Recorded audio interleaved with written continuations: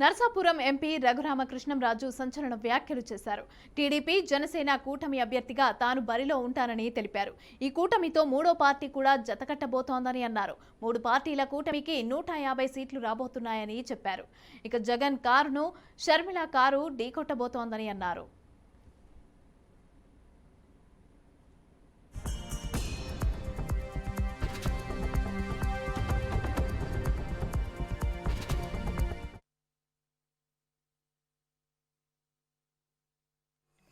Telugu Desam Janasena BJP కూటమిలో ఒక party నుంచి కూటమి అభ్యర్థిగా నేను పోటీ చేస్తాను.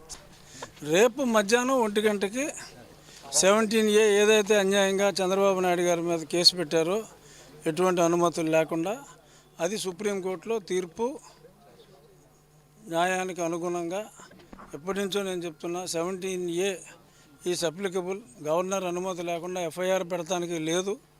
ఈ విషయం సుప్రీంకోర్టు రేపు చెప్తుందనేది నా నమ్మకం.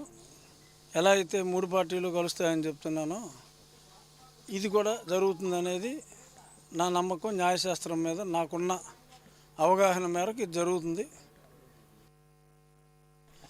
ఈ కూటమి తెలుగుదేశం జనసేన బీజేపీ కూటమిలో ఒక పార్టీ నుంచి కూటమి అభ్యర్థిగా నేను పోటీ చేస్తాను.